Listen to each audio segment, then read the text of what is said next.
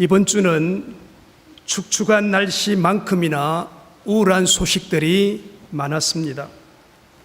호주의 조지 펠 추기경이 아동 성범죄로 법정 진역형을 선고받았습니다.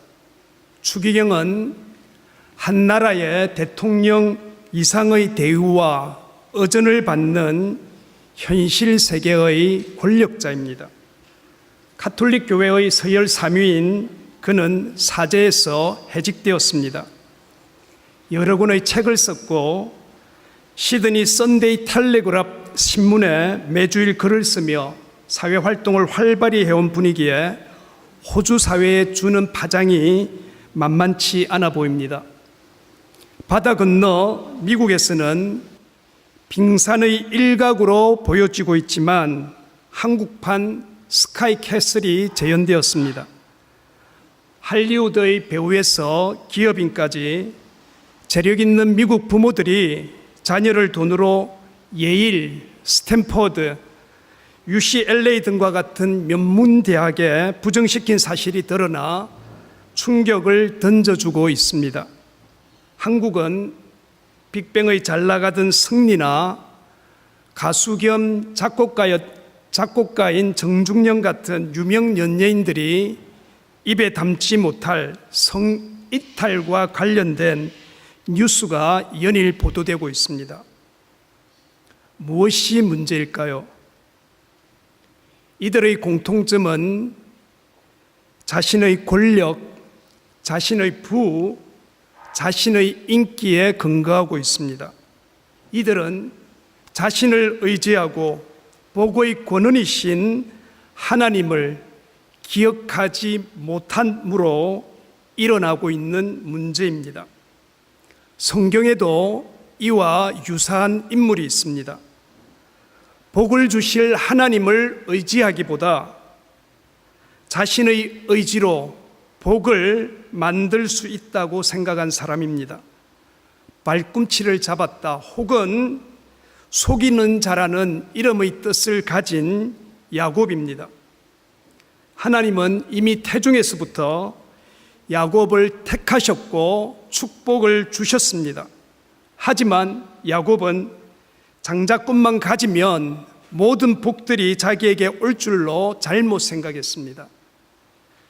그래서 형을 속여 팥죽 한 그릇에 장자권을 샀고 또 아버지를 속여 축복 기도를 가로챘습니다. 그 결과가 무엇입니까?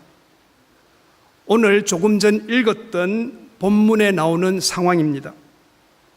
형 에서의 죽음의 위협을 피해 야곱은 도망자로 외삼촌 라반의 집에 가게 됩니다. 라반에게는 두 딸이 있었습니다. 큰 딸은 레아요, 둘째는 라헬입니다. 조금 전 함께 읽었던 17절에 보시면 레아는 시력이 약하고 라헬은 곱고 아리따우니라고 합니다. 18절에는 야곱이 라헬을 더 사랑함으로 대답하되 내가 외삼촌의 작은 딸 라헬을 위하여 외삼촌에게 7년을 섬기리이다 라고 합니다. 야곱은 라헬을 본 순간 사랑에 빠졌습니다. 그래서 20절은 이렇게 표현하고 있습니다. 야곱이 라헬을 위하여 7년 동안 라반을 섬겼으나 그를 사랑하는 까닭에 7년을 며칠같이 여겼더라. 아내를 얻기 위해 7년을 일한다는 것은 대단한 일입니다. 중동에서 가축을 돌보는 목자의 일은 막일 중의 막일로 험하고 위험합니다. 거의 노예 수준입니다. 조금 뒤 31장으로 가시면 야곱이 이렇게 표현하고 있습니다. 일을 하는 동안 눈붙일 겨를도 없었다라고 합니다. 얼마나 힘들었겠습니까? 노동도 쉽지 않았지만 외삼촌 라반이 야곱을 더 힘들게 했을 것입니다. 라헬을 준다면 7년 동안 무임금으로 일하겠다고 제안하지만 약속한 7년 후 라헬을 아내로 맞았다고 생각했는데 첫날 밤을 지내고 보니 언니 레아였습니다. 당시 문화는 밤에 결혼식을 올렸고 전등이 있는 것도 아니었습니다. 신부의 얼굴도 가렸고 신체적인 특징도 자매이기 때문에 비슷했을 것 같습니다. 또 일반적으로 고대 사회는 오늘날과 같이 개방적인 문화가 아니었기 때문에 그런 순간 침묵이 자연스러웠을 겁니다. 대화를 했다고 할지라도 라반은 아마도 딸 레아에게 라헬의 목소리로 대답하라고 교육을 시켰을 것입니다. 여기에서 무엇이 연상됩니까? 야곱이 아버지에게 축복 기도를 받고자 형 에서로 분장하고 애쓰냐고 아버지가 물었을 때 형의 음성을 흉내내며 아버지를 속인 장면입니다. 야곱이 당하고 있는 모습은 그가 아버지를 속일 때의 장면과 너무나 비슷해 보입니다. 그는 다시 이를 악물고 7년을 더 일합니다. 무려 14년이라는 세월을 라헬 한 여인을 위하여 희생합니다. 야곱이 라헬을 얼마나 사랑했는지 알 수 있습니다. 야곱이 어떤 사람이었습니까? 복을 주실 하나님을 의지하기보다 복을 잡으려고 한 사람입니다.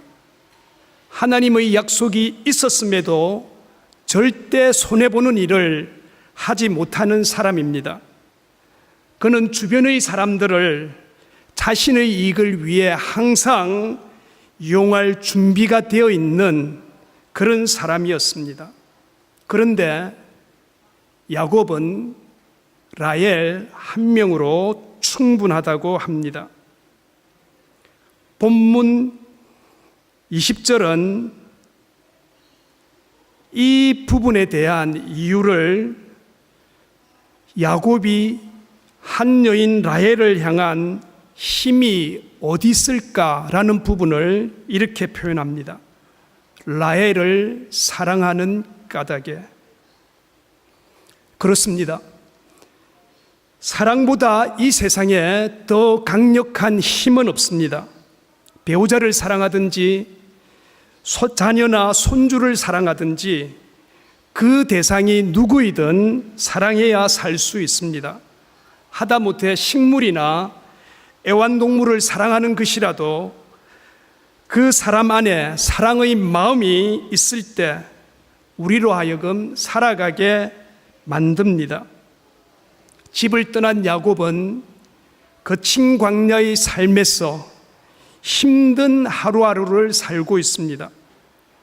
야곱의 머리 위에 사실상 있는 삼촌 라반의 고단수에 걸려 순환을 힘든 시간을 당하고 있습니다.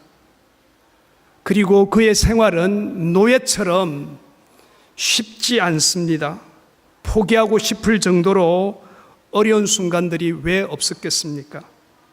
삼촌이라고 해서 그 힘들고 먼 길을 왔는데 자신을 이용하고 하는 것마다 사기를 치는 외삼촌 라반입니다. 분명히 힘들지 않은 그런 생활이 아닙니다. 그러나 험악한 생활을, 험악한 시간들을 버티게 한 것은 오직 사랑의 힘이었습니다. 사랑은 야곱을 한 사람만을 순수하게 바라보며 인내하게 만들었고 그 험난한 시간을 이겨내게 했습니다. 고린도전서 13장 7절에서 바울은 사랑을 이렇게 얘기합니다. 모든 것을 참으며 모든 것을 믿으며 모든 것을 바라며 모든 것을 견디느니라. 오늘 우리의 삶, 현실은 어떻습니까? 야곱의 삶과 비슷한 부분이 있습니다. 나그네 인생길, 도시의 삶은 언제나 낯설고 외롭고 척박합니다. 강한 스트레스에 시달립니다. 살아가는 것이 하루하루 하나님 앞에서 생활하는 것이 만만치 않습니다. 그럼에도 불구하고 이길 수 있게 하는 힘은 어디에서 나옵니까? 사랑의 힘입니다. 어떤 이유에서든지 내 안에 사랑이 있으면 그 사랑이 내가 살게 하는 에너지를 만들어내는 것입니다. 야곱이 7년을 수일같이 지녔다는, 수일같이 여겼다는 오늘의 말씀에서 하나님과 우리와의 관계에도 적용해 볼 수 있습니다. 신앙이 무엇입니까? 한마디로 정의하자면 신앙은 관계입니다. 성경은 하나님과 우리와의 관계를 신랑과 신부의 관계로 비유합니다. 특별히 이것을 잘 묘사한 책이 아가서입니다. 아가서는 농도 깊은 사랑을, 솔로몬과 술라미 여인과의 연인 관계를 하나님과 우리와의 관계로 설명하고 있습니다. 결국 신앙생활은 하나님과의 관계입니다. 관계란 사랑의 관계이고요. 그 관계가 깊어져 갈 때 신앙이 깊어져 가는 것입니다. 이런 의미에서 신앙은 어떤 일이나 사명, 목표가 아닙니다. 사랑하다 보니 섬기게 되고요. 섬기다 보니 그것이 나에게 기쁨으로 오는 것입니다. 사랑하지 않고 일을 하면 내가 이용당했다는 느낌이 듭니다. 교회 일도 열심히 했는데 어느 날 보니 내가 마치 희생을 당한 것처럼 느껴진다면 그것은 사랑이 없었기 때문입니다. 사랑하기 때문에 사랑하는 사람을 위해 희생하는 것은 피곤하지 않고 내가 희생당한다는 느낌이 아닌 나에게 오히려 특권이고 감사의 제목이 됩니다. 기도의 말씀과 예배를 통한 신앙생활은 따라서 하나님과 사랑을 나누는 것입니다. 기도는 하나님과 아주 농도 깊은 사랑의 시간입니다. 내가 원하는 기도의 응답을 받아내기 위해 하나님께 억지를 부리며 나의 간절함을 관찰시키는 것이 기도가 아닙니다. 영원하신 하나님 앞에 이런 기도를 우리가 얼마나 오랫동안 할 수 있겠습니까? 없습니다. 하나님이 나에게 뭔가를 주시느냐, 주시지 않느냐를 떠나서 기도하는 시간은 하나님과 나와의 사랑의 1:1 만남입니다. 성경을 읽는 것도 마찬가지입니다. 말씀 묵상은 우리를 향한 아버지 하나님의 사랑에 귀를 기울이는 것입니다. 마치 연애 편지를 읽는 것처럼 하나님이 우리를 얼마나 사랑하시는지 아버지의 사랑에 귀를 기울이면 말씀 한마디 한마디에 깊은 감동을 받게 됩니다. 예배도 마찬가지입니다.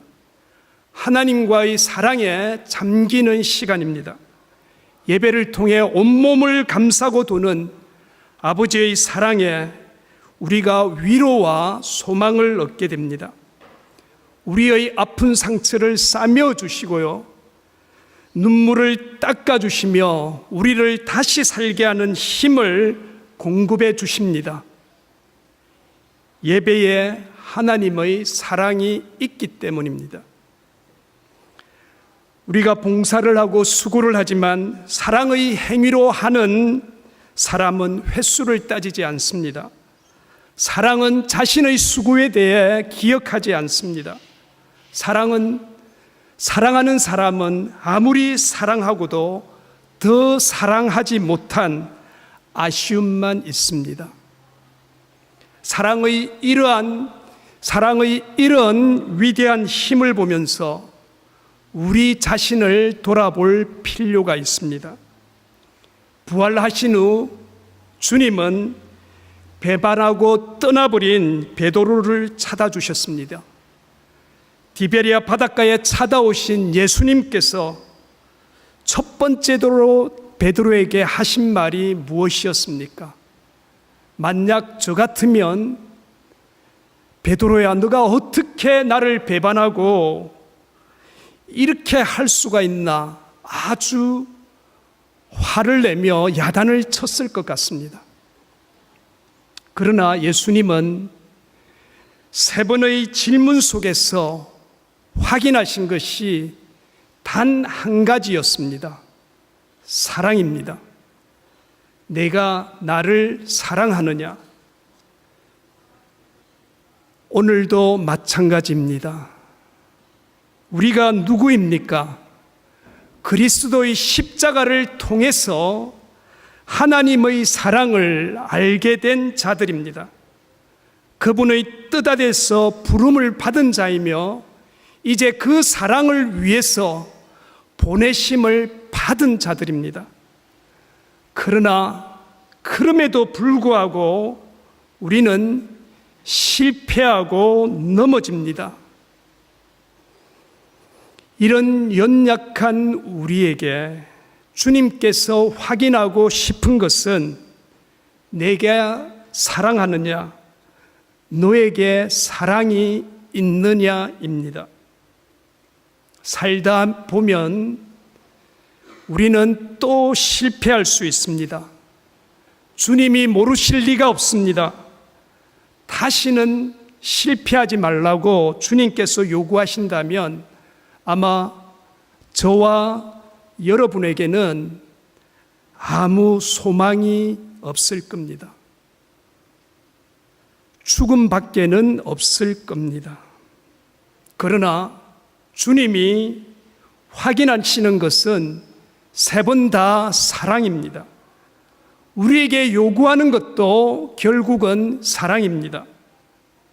주님에 대한 사랑만을 잃어버리지 않는다면 그 다음은 주님이 알아서 하실 것입니다. 책임져 주실 것입니다.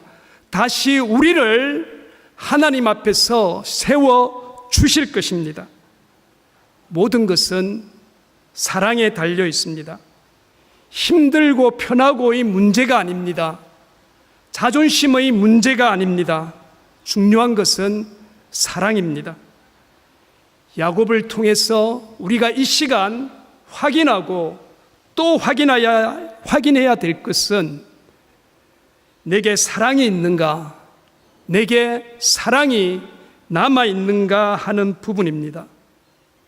사랑은 고난도, 인생의 무거운 짐들도 충분히 감당하게 만들 능력이 있습니다. 야곱이 라헬을 위하여 7년 동안 라반을 섬겼으나 그를 사랑하는 까닭에 며칠같이 여겼더라. 이 말씀처럼 하나님과 우리의 사랑의 관계도 이런 분명한 변하지 않는 그런 결단이 우리의 마음속에 있기를 원합니다.